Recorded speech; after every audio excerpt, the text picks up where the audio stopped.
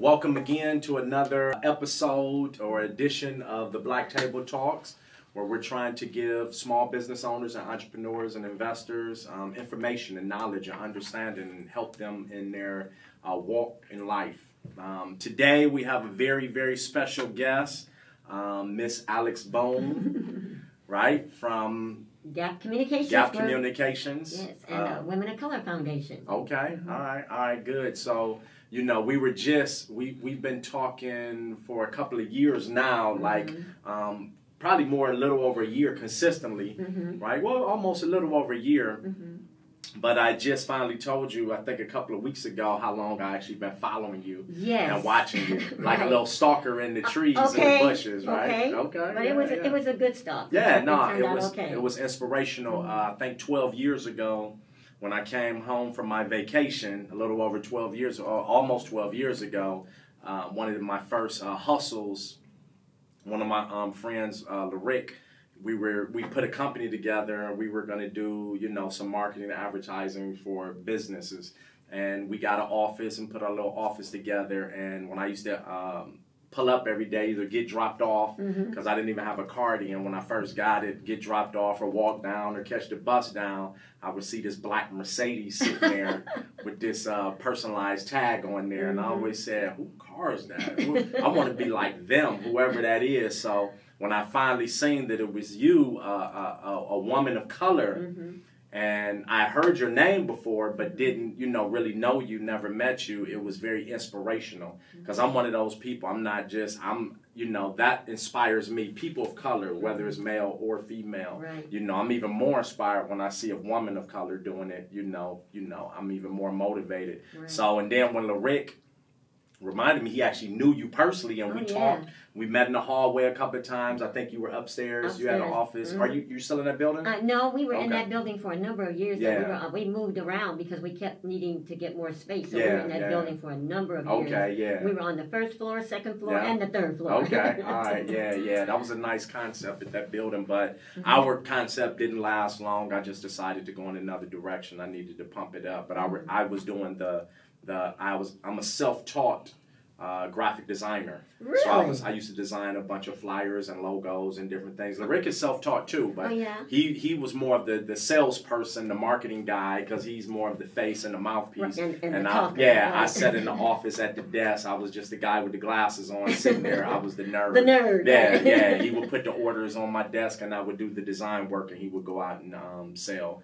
So we started there and I was watching you then and I said one day hopefully I can get to a level where I can do business with Miss Alex Boone. Oh my God, that was such an amazing conversation we had. And I tell people often when I talk to you or you call me or I call you, sometimes you realize we're on the phone for an hour and a half. No, I do. When we hang up, I see it. I was like, oh my God, because I see it. But it's really nice that you saw me as an inspiration. Oh, definitely. Because I have watched you for the short period of time where we've had a really close relationship. Yeah. And the amazing things that you do. But what I love about you is that you do these things without regard for yourself. You're all about how can I help somebody, help somebody, help somebody. Yeah. What can I do to improve the status and the quality of life in my community? Yeah. And there's not a lot of people out there doing that, Akeem, who aren't looking for something in return. Right. I appreciate that. Everybody listens to their radio station, WIFM. What's in it for me? Yes. And, you're blind to that kind of thing. It's just like, okay, this is good. This is going to help these people. So, it's like, I tell people all the time, if you don't know your history, you are destined to repeat it. Yes, for sure. And you're a prime example of how you can pull yourself up. And that the crabs in the barrel syndrome can be a positive thing because we can pull each other up instead of pulling each other down. And I'm just so excited to see someone like you, a young man, being serious, making systemic change, growing this community, giving people jobs. I mean, just doing everything. I so much admire you, and I'm just really happy that we have this time today to talk about it. So I can talk about you because you won't do it. I'm about to cut you off now. I'm starting to sweat. My back's starting to run down my back. So I appreciate that. I'm definitely even more inspired. But it's not about me. It's about you today. So let's start off. Give us a little history of the people that don't know. Are you from Cleveland? I am from Cleveland. Born and raised? Born and raised in Cleveland. Okay. Did like everybody else, lived in the projects. Okay. Okay. My family is from Macon, Georgia. Okay. I was a family of 5 of us. My brother, whose name is Alex. My sister, who is Ann. I'm Alexandria. Yeah. My mother is Area, and my dad was Alex. So, okay. My brother, unfortunately, I lost him. Okay. He was 57 years old. And if he were alive, he would be 81 in July. And I miss him. I unfortunately lost my parents too, but I had the distinct honor and pleasure to take care of my parents. Yeah. So I was born and raised in Cleveland, grew up here, Yeah. went to Charles Eliot, went to Moses Cleveland Elementary School, All right. went to Charles Eliot, and went to John Adams. So I was Okay. a rebel, mighty rebel, All okay? right. I enjoyed that time. I was a track star. Okay. People don't, a lot of people don't know that, but I used to run track with Eleanor Montgomery. Yeah. And Eleanor went to the Olympics and won a medal. I was dealing with the books, okay?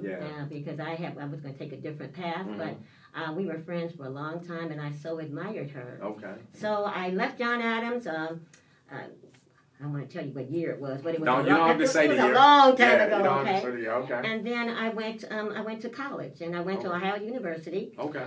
Flunked out. All right. And I said, oh no. Flunked out in what year? 66. No, not the year, like I was second a freshman. year, third freshman? No, freshman. Okay. At the end of the freshman year, I was done. Okay. But one of the things that happened to me while I was there is that the guy that I was dating in Cleveland, he called me and said, I can't come down for homecoming. And I was like, what do you mean? This is the biggest thing of my my college life, my first year. Yeah. And he says, I'm not going to be there. I can't be there. I won't be there. And I didn't understand. But a king, that night, Saturday night, in Cleveland, he had a heart attack and died. At what age? 19. He had a heart attack God. and died. So he wasn't there. And he was trying to tell me he couldn't be there because he wasn't going to be here. He wasn't coming. And so that kind of set me back. So after that, the books didn't matter to me because I was devastated. I mean, you can only imagine. I'm away from home, waiting on my boyfriend to come. High school sweetheart? Not high school. We met after high school before I went to college. Okay. But we had, you know how you meet somebody and you can tell that they're going to change your life some way. Yeah. Well, he did, but unfortunately it didn't last very long. But anyway, so I just said, okay.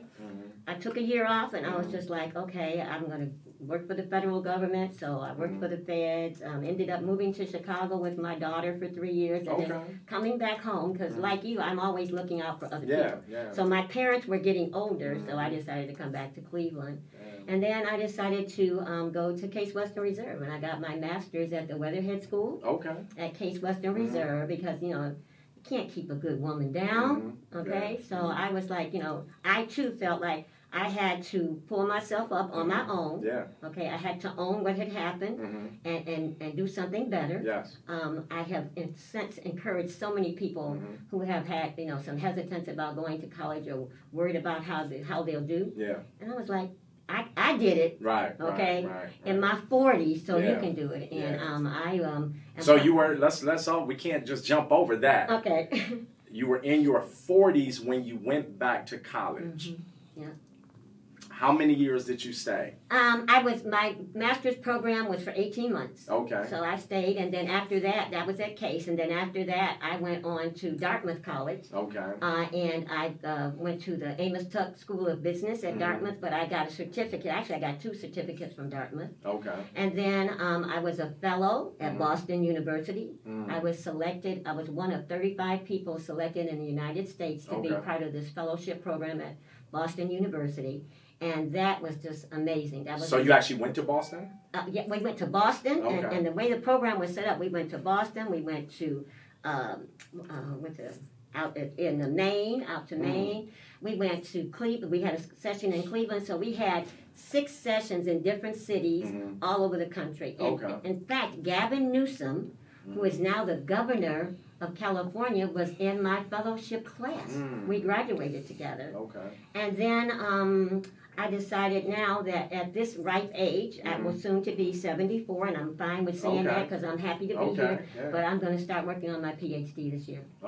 So one of my friends said to me, have you thought about working on your PhD? I said, briefly. She said, well, I said, you know, at the time, I was like, But when I graduate, I'll be 77. Yeah. She says, well, you can be 77 either way. Why not be 77 right. with a PhD? Yeah, right. Okay. The light bulb went on. Okay. So I'm hoping that the fact that I'm going to work on my PhD at 74, probably won't finish until I'm 77, the good Lord willing, that will motivate and inspire some people. It will. You know? That's a guarantee. I'm hoping so, because I try to be a role model for young women. I'm not perfect, nor is the world, so I don't feel bad about that, but I do try to helping women of color and girls of color, that is my passion, and it's turned into a ministry for me almost. Yeah.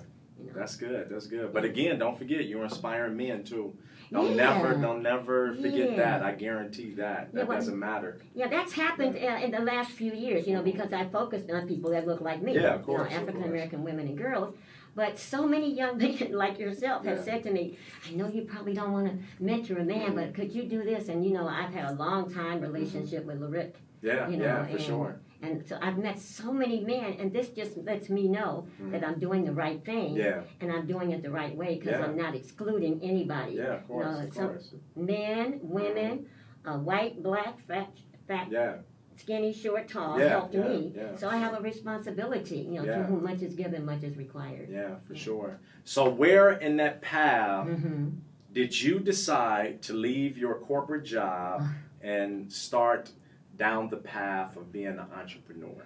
So now that's a real interesting story, because I skipped a lot, because I've lived a long time. Thank God. Yeah, of course. But I decided I wanted to be an entrepreneur back in the 80s. Okay. But I was a little scared. I was a little nervous. So at the time when I made the leap, I was working for the Equal Opportunity Commission. Okay. And Clarence Thomas, who was at the Supreme Court. At that time, he was the head of the Equal Opportunity Commission. So what I did, when I was chief of operations in Cleveland. So when he came to Cleveland, I often met with him when he was here in town to sign cases, because at that time he wasn't, in the Supreme Court. And I never had a problem with him. I admired him. He was a young man, small in stature, but big in intellect and ambition. And I think that, people have to understand that a lot of your success depends on you. How you use your brain, and how you use your network, and how you interface with other people. So anyway, I decided one day, because I was working there, and this young black woman, I'll never forget her, I won't mention her name, but I was walking down the hall, and we had some issues. Well, she had some issues with me. And we walked down the hall, and she physically bumped into me. Like in the movies. Like in the movies. Like, I thought she was going to call me. Knock yourself out your hands or whatever? Yeah, I thought she was going to call me out of my name, and then it was going to really be a problem, okay? So I was like, okay, I cannot work for a government agency where another employee thinks it's okay because she doesn't like the policies that I'm making to bump into me in the hallway. So I decided that day I was going to quit my, as my father called it, my good government job. Yeah, right. And I left a note on my boss's desk. He was at lunch. Okay. And I said, Harold, I'm out. That's it? That's it. I'm out. I can't take it anymore. And you left that day? I left that day. And that's the way they do it in the 2000s. That's the way the new millennials do it. No, and you did it in the 80s. Okay, I trained the millennials to do it, okay? That it's okay to do it. Okay. So anyway, I went to the bus stop. I was catching the loop bus. And when he came from lunch, I was at the bus stop, and he was like, where are you going? I said, home. He says, what do you mean? I said, I quit today. I said, I left you a very nice note. Whatever you need from me, I don't have any files or anything that don't belong to me, but anything you need, if you need to know where something is, my staff knows where it is, or I can help. I said, but I'm done. I can't work in a place where a black woman thinks it's okay to bump into another black woman to, like, hurt me, harm me, because I've made decisions that make sense, but not to her. And so that day I left. And I never looked back. So you really didn't want to be there, because you never gave your supervisor the opportunity to correct that situation by maybe terminating her or trying to convince me to stay. No, I didn't allow that. Because that could have been corrected. Because this woman was empowered to do that, because whatever was happening in our agency had her thinking that would be okay. We had a young woman that ran around the office with a bag on her head, pretending like she was crazy. And I remember saying to her, you are an embarrassment to us as a woman, to me as a woman and a black woman.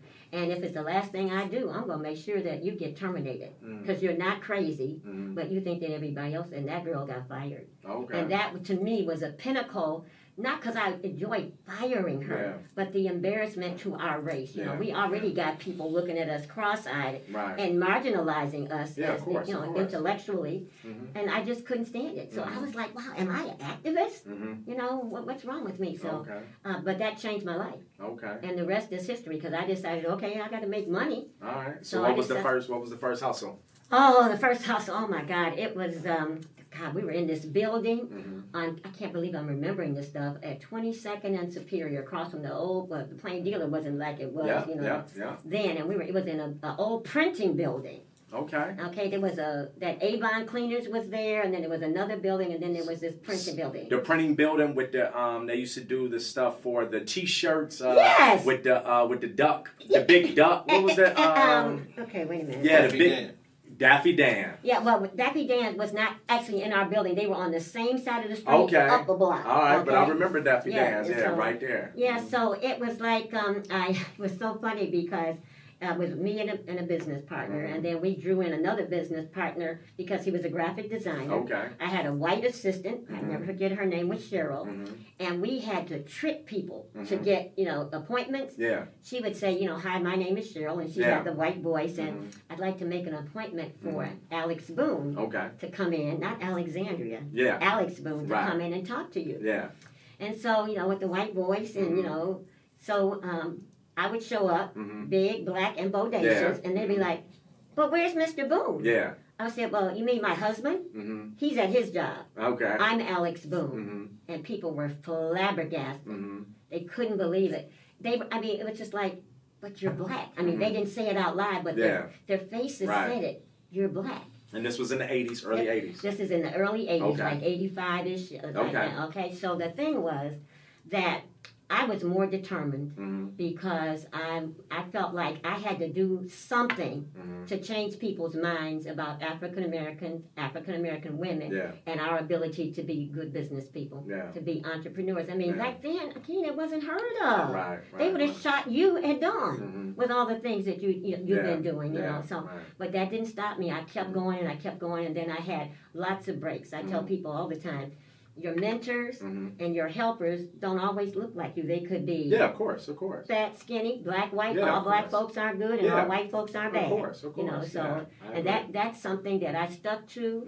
But I knew I had to do it. People talk about, I had an epiphany and I decided to do this, and I was like, I just really knew that I always wanted to be a business person. My father, back then, you had to be a black woman. You were going to be a nurse or a teacher. Yeah, of course. Entrepreneur. Yeah. But my father was an entrepreneur, and he couldn't understand why I, as the daughter, versus his firstborn son, wanted to be an entrepreneur. Right. And I remember he was saying, oh, Lord, I can't believe you're not going to go. You're not going to be a nurse, or you're not going to be a teacher. I said, Daddy, that's not for me. Yeah. So he didn't really encourage me because that wasn't a role. My father was from the deep, dark South. Right.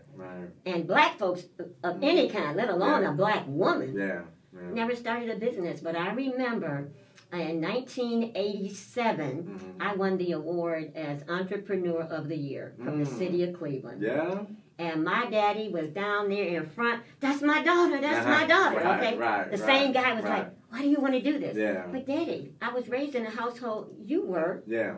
An entrepreneur. Yeah. So that inspired and motivated me, but I always knew I wanted to be in the communications business. Okay. Because I wanted to change the image that people saw of African Americans, but to change the image that we saw of ourselves. Now, was that the origination of Gap Communications, or it was a different company? Well, it was a different company. It was Gap Productions. Okay, but it was still Gap. It was still Gap. And what does Gap stand for? Because it stands for something. Yeah, right? Glenn, Alex, and Paul. Okay. The first initials of all of our names. All right. The two guys couldn't hang on. Glenn had family issues, and then his father-in-law died, and that was a problem.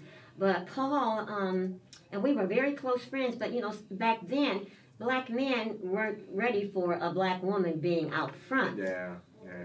But I had said to him, as a female-owned business, we will have better opportunities for contracts. Of course, yeah.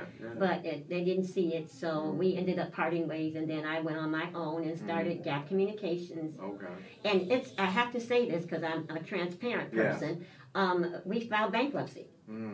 Okay. And then I started my own company, and I thank God I never looked back. Okay. So, you can fall down 2 or 3 times.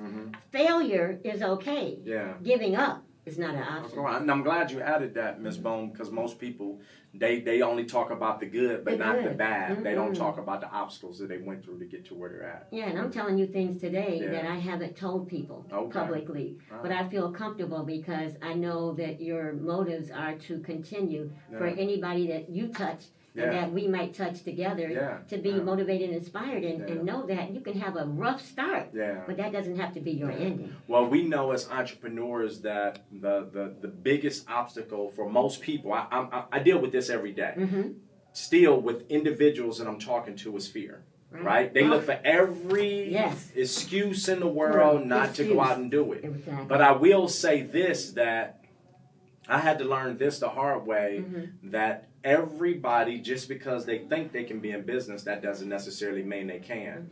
I don't know if it's specific personality traits. I don't know if it's things we've learned. I don't know what it is. I don't know what's separate or what's the difference between somebody that does it and don't do it.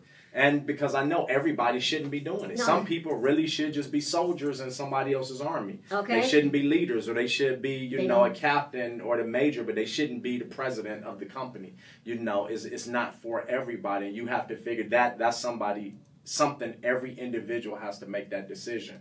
But I know if you don't try, how do you even know? Yeah, you don't. So you have to try. You start there. You have to try. But one of my mentors from years ago, his name was Lonnie Ransall. And Lonnie was a big-time executive at Frito-Lay.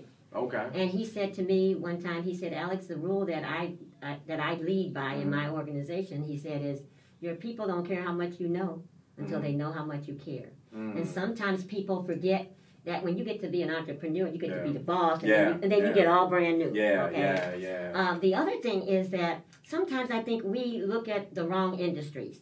Our people have had a history of, everybody likes to get rich quick. Having this conversation today, people make decisions just chasing the money. They see somebody else making the money. They see somebody else driving the Benz or the car, and they feel like, well, that's how I'm going to do it. That's how I'm going to roll. So many people want to be in real estate today. And that's your fault. It's not my fault. It's a bunch of guys' fault. I'm just one of so many people want to be in the restaurant industry. So many people want to do this, and they're just chasing the money. I literally yesterday was talking to I'm always having these conversations, but it has to be a combination of, you have to be inspired by the money, by the passion. You have to have an interest in that. It has to be things, it can't just be about the money. When I say you're a black Mercedes out there, I didn't say whatever she doing, that's what I'm about to do. No. That never even crossed my mind. You got to do your own thing. Exactly. I just said I want to be successful. Right, exactly. Yeah. And not saying that the Benz was just success. Well, back then it was. Well, it was a representation. You would assume, we know now that how many people got Benzes and can't afford to make successful, ain't got nothing. So in the beginning, I thought, you see those things, that's a direct representation of success. But one thing, it was funny, I was listening to one of my guys, Greg, today, and something that he had mentioned. He said that his goal in life was to get to a certain neighborhood, right? And I remember me and Claude, and you'll know this, the area out in Solon, we used to, me and Claude, at least once a month, we'd get in the car and we'll drive out to the street in Solon. Okay. I forgot, it's the oldest development in Solon with the biggest houses. Every house is at least on, I think it's 4 acres or 9 acres or something. It's crazy, right? Okay. If I mention someone's name that that live out there, I know, but it's a street in Solon, right? Okay. And once a month we'll drive out there on a Saturday or Sunday, and we'll park and we'll just walk up the street, and just for inspiration, motivation. Because you want a house that looks like one of those. I mean, you have to. They say you visualize it before you actually follow through. You gotta have and I wanted to see what's motivate. possible. But out of the majority of those houses, what you're saying in the driveway is Volkswagens, Saabs, Nissans, a Blazer. You know, obviously it was a couple of with Mercedes and BMW. You can't, but not the majority. Right. So it works both ways. You can't just judge a book by its cover. You can't see somebody in the Benz and say they're successful, but you definitely can't see somebody in the Nissan and say they're not successful. Exactly. Right. Because they probably are successful and smart. Because exactly. they bought a car. Yeah. Bought a house instead of buying a car that they're going to end up living in. Yeah, it's different. What I'm learning is you have to define success. Every individual. Success is not all about money, and success is not all about material things. So I'm learning that. So. Well, you know, one of the other things I think that hurts us as a people is that a lot of times we think about starting a business in an area where we have no expertise.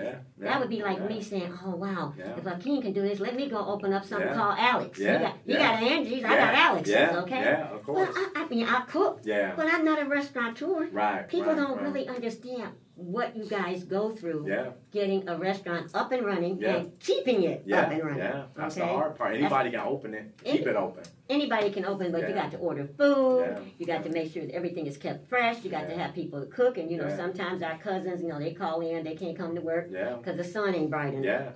So people, you have to start your business in an area where you already have a network and some experience. Knowledge and experience. Knowledge and experience. How are you going to start talking to people about you can do this and you've never done it? You know, so I worked hard to build my reputation as a communications professional. And then I was like, okay, I know this. I know how to speak the King's English. I'm not dim and dat and these and those. So I can sell this. And I said, well, but I may not be able to sell it to my people first because they're not going to acknowledge that they need it. Everybody thinks that they know marketing and public relations. Of course. And then they're scared that my pie might get to be too big. Well, I'm not trying to get your pie. I'm a baker. I'm baking my pie. What you might want to do is replicate what I'm doing. But I decided to go to the dominant culture, to the larger community, and sell myself as a professional to them. And that was really a shame. I felt bad about doing that, but that was the only way I could get my foot into the door. Because in terms of having black clients looking for a PR person and understanding the importance of public relations, I mean, you can write a press release, but I can blow it up to a whole different level. That's not what that looks like. So it won't be I just tried to help them understand that you got to have a plan. You got to have a plan, but you got to understand that you may have a setback.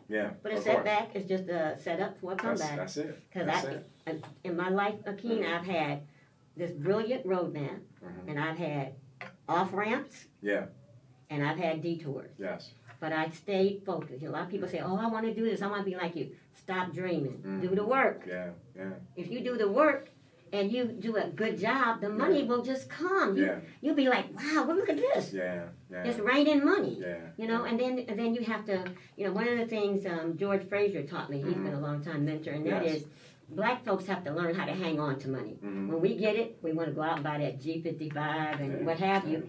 And then you got to figure out how you're going to help your family live in that G55. So real estate has been such a great investment for a lot of black people because that gives you can build family wealth. And that's one of the things that I think is really important to highlight about you is how you're looking for ways to provide systemic and family wealth and generational wealth. Generational wealth for people that you care about, and you're teaching them to do it for their people, their family. So I think that some of the things that you and I have talked about today, I hope people will take to heart. Because we've walked that walk. And we've done it.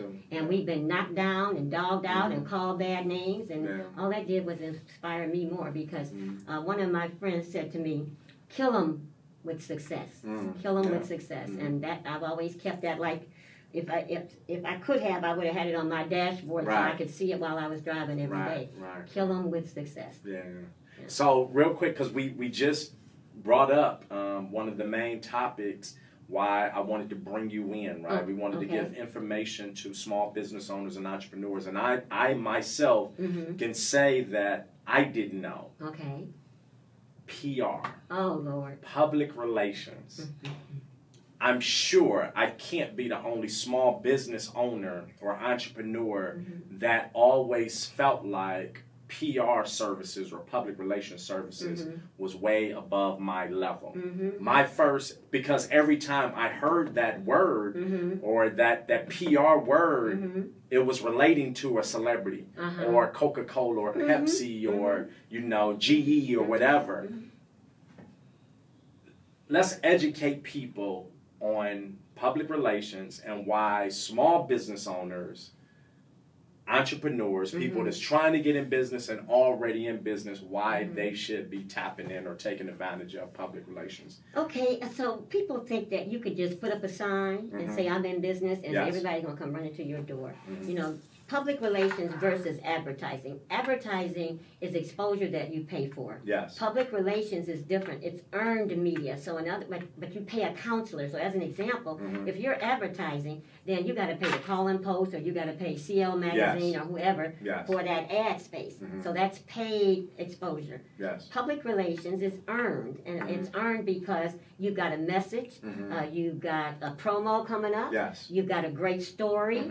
The magazine issue that we did profiling your greatness, Yes, okay? yes. That's public relations, Yes. okay? That was earned media. So I tell people, at the end of the day, when I show you what I can do, because this is what I do, you will be like, what took me so long to hire you? Yes. And, you know, people say, well, you know, you're a little more expensive, but I'm better. You get what you pay for. Yes. You don't pay much, you don't get much. Yes, But yes. public relations is the best and the cheapest way that a person can advance the profile of their business and solidify their brand Yes. for the external community. But you got to understand, you got to invest. Yeah. Anything that you want to be successful, Yeah, of course. you have to invest Of in course, it. of So you course. have to invest in me Yes. or a other practitioner, someone else like me, Yes. and say, okay, if I pay you $500 and you get me $5,000 worth of exposure, Yes. and you're on every Facebook page and you're on Instagram, and Yes. and I used to call it tweeting. Okay, then I've earned my money. Yeah. And you've only invested $500. Right. I tell people what you should do with your business, whatever your budget is, you need to set aside 15% for marketing and public relations. Yes. Because if you spend the money with me, I'm going to work harder and give you more than you paying $1,000 for an ad, which is a one-hit wonder. Yeah, of course. And of course. but people think that public relations is easy, Yeah. and they lull themselves into thinking, I don't have to pay for that. I can do that. I can write a press release. Yeah, yeah. But a press release is in the industry, it's expected to be in a certain format. Yes, yes. It has to contain certain information in paragraph 1 and 2 so you Yes. can capture your reader and keep the reader. You have to decide where you want these press releases to go. Yeah. Who is your audience? Who is Yeah. your market? It's just not going out here putting flyers on windshields. Yeah, right. Exactly. Well, it's different. It's different. So let's talk about my experience and my first example of actually finally doing business with you, Miss Boone. And when I decided that something I was doing in business, the advertising and marketing wasn't enough. I needed public relations. When I converted Angie's over, when I finally got the building that I was trying, or going back to the location that I tried to work on and finally got the Angie's on 79th and Carnegie together, I wanted to do something very historical. Right? I felt historical, at least in Cleveland, especially for a business on my level. And at your age. At my age. And it led me, just to give a little background story, the reason I did it is because I was shot in an attempted robbery at one of my restaurants 2 to 2.5 years previously to that. And, at one point in time, I was in a wheelchair, didn't think I would ever walk again. And I was trying to, most of the time I spent thinking about how can I make sure that I keep my employees, my staff, my team protected, to make sure that something like that will never happen to them, what I was going through. And I was so blessed that it was me, it happened to me, because I'm the captain of the ship. If the ship goes down, the ship be me that's going down with it. But so when I was thinking about that, I came up with this idea. Obviously, I narrowed it down. What brought that on? Money, right? He came for money. He came to rob, to steal money. If we take money out the equation, why would somebody ever rob my business? So that's what I wanted to do. I started on this crazy thought is, I'm going to stop taking money at my business. Mm-hmm. And nobody will ever have to bother, about cash. Yeah, right. When I say money, green cash. Something that somebody can physically touch, something steal and take. Mm-hmm. I came up with that bright idea. Mm-hmm. And I said, if I'm going to do this, I need some professional help to get the word out. Because I don't want to lose business behind it. I would like to gain business. How can I turn this into a positive instead of a negative? And that's what I had the bright idea to reach out to Miss Boone and Gap Communications. So just give us a little more information. When I reached out to you and told you that, what were your thoughts? Okay, honestly, my thought was like, is he crazy? Black folks, they don't have credit cards. They don't have bank accounts and debit cards. So he is going to lose his shirt.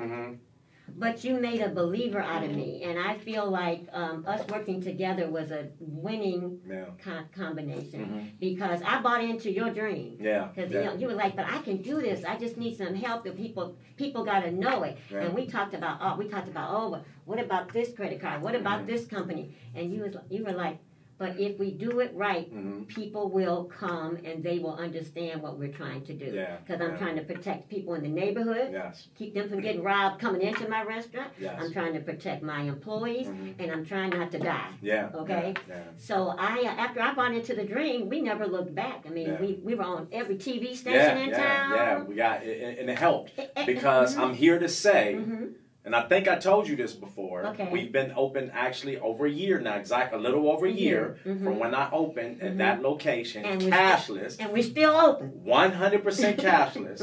And my numbers went up over 40%. I'm not surprised. 40%. You had a great PR person. No, I did. I did. No, you had a great idea. Yeah. But see, that's the key. You are always on the cutting edge. And you're not afraid to be first. Right. And you're not afraid to jump out there and take a risk because, you only make progress when you stick your head out. Of course. So I think that... no risk, no reward. No, exactly. So I think we were destined to connect. It just took, just the time just had to be right. But And then after I bought into that idea and I saw the people in line outside around the restaurant to get in, with no cash. No cash. And I just, as you remember, I just kept saying, I can't believe this. I can't believe this. But I was just so happy to have been part of that journey. But, you taught me a lesson, if you can believe it, you can achieve it.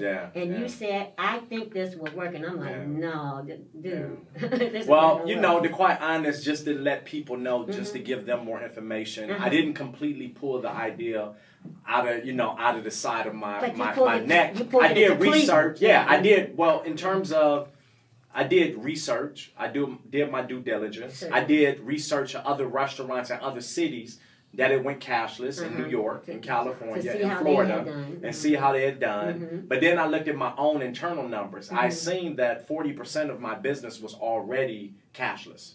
We were already doing 40% of our business credit card sales. So it wasn't such a big leap. Yeah, so I crunched the numbers and said, just moving from the previous location on St. Clair to Carnegie, I did my demographic studies and I seen that I was going to do a certain amount of money anyway, just making the move. Right. Being in a new building, I was going to get a certain amount of people because people love new. Right. And people love business that reinvest in their business. Right. I have to reiterate that again because I'm always constantly telling small entrepreneurs. Yes, keep telling them. You have to reinvest. If there's one thing that I can take responsibility for, and I'm proud to say over the years of many things, people have to recognize I'm one of those individuals that I don't just take the money that you spend in my businesses and run out and get a new car, jewelry, traveling, wheels, and whatever it is. I reinvest majority of the money back into my businesses. That's how you sustain the business so the money keeps coming. Exactly. We make $50 and we pull out $40 and we go buy a mink coat, we go buy a Mercedes, whatever. The status status and your stuff is on your front lawn because you've been evicted means nothing. You've got to reinvest. It's just like I tell people about the Women of Color Foundation training. sometimes we offer free training, but sometimes you have to pay. Of course. But I told my girlfriends, don't buy one St. John suit and invest in your professional development to make yourself a better employer, employee, supervisor. Right. So, you and I share that frustration, People. I learned that too. This topic, something you had just said, it initiated a thought, and we have this I had to learn this, right? Okay. When you give it for free, everybody is going to want it. Everybody. Right? Even the people that's not going to do anything with it. Right? But if you charge somebody for it, that'll automatically start separating the ones that's really serious and the ones that's not serious. Exactly. I had to learn that. Oh, yeah. I had to learn that. I did too. Yeah, I had to learn that. Because I always wanted to give everything away for free. But it was like a waste of my energy, a waste of my time, because when you give it free to people that's, they're just going to come forward because it's free. Right. We are natural consumers when something is free. Oh, of course. Who wouldn't be? And I learned that with the Women of Color Foundation. When we were giving it away, we had people signing up, and then we started charging. And I was like, okay, so all you free people can't come. Yeah, exactly. Okay, because you all have capitalized. I even had people who said, well, I can't afford to come. Really? Yeah. Okay. Or they would... when I told them you can't come for free anymore because you're taking advantage, you're not helping anybody else, you're not helping me. And then they would go to my sponsors and say, well, I can't afford it. Can you? I know you're a sponsor of the Women of Color Foundation. Can you give me something for free? But to me, and the other thing is, if we discount things or give things for free, people don't think it has any real value. Until they pay for it and see the benefit, they'll be living for free all day long. But that's not just the black thing. Yeah. Everybody likes free. Yeah, of course. Okay. No, I tell people all the time, don't just say black or white, because it's people it's just people. In general. It's our human nature. We want free. So let's tell the people, the small business owners, the entrepreneurs and investors, people that's in business and trying to get in business, when they decide they would be interested in doing public relations, what's the process? How do they start? What would be the first step? Okay, the first step is they could go to my website, gapcommunications.com, and we have a contact form. And you can fill out the contact form and say, it comes right to us, and you can say, I would like to talk to Miss Boone, or I'd like to talk to Paula or somebody about some public relations services. Okay. And then once we'll give you a half-hour consultation for free. Okay. We will say, okay, we need to hear what your issues are. Why do you think you need public relations at this time? Okay. What's your goal? Who's your audience? And then, of course, the almighty question, what's your budget? Yes, of course, of course. So if people understand that you get what you pay for, if you don't pay much, you don't get much. So if the person is serious, they have a budget, they understand that at least 15% of anybody's business budget should be go toward advertising and public relations. Okay. And that they're ready to accept the counsel of an expert. Yes. Because, like I said, sometimes... They know it all. They know it all. They could teach me. Well, I know how to... No, you don't. Yeah. You know how to write a press release, but you don't know how to write it correctly. Yeah. You don't know how to call Channel 3 and say, hey, this is Alex. I have a new client, and he's revamping yours truly, and I need him on the air. Yeah. Well, they can try to call. Yeah, but they know how to pick up the phone, but they don't know how to get a call back or get a response because you've been doing this for... 30 years, 30 plus years. More than 30. Obviously, when people hear your name, that is what it is. I mean, people have to be naive to think that they can call all the journalists and the radio stations and get a call back but they or do get a think response. That. Hakeem, they do think that. They believe it. So they either have to try and fail before they realize that they have to pay a few dollars to get the job done more quickly and more effectively. It's like having a cheap vaccine that's only 66% effective, or having a vaccine that's 99% or 90% effective. So, I mean, you can do it yourself, but if that's not what you do, it's like, I'm not going to come down there and try to tell Angie Jeter or Hakeem Africa how to cook macaroni and cheese. Right. We get that. People try. Okay, well, see. Tell us theirs is better than ours. But ours got me here. Ours paying these bills. Okay. Ours bought that house. Hush true. So Hush true. When yours pay your bills and put you on what I'm driving, then I'll listen to you. Then we can talk. Okay. So my thing is, that's not what I do. So I'm going to patronize you because that's what you do. Yeah. And then in return, you may see a connection. Well, this woman comes to my restaurant every day. She spends money every day. I wonder what kind of business she's in. How I might help her.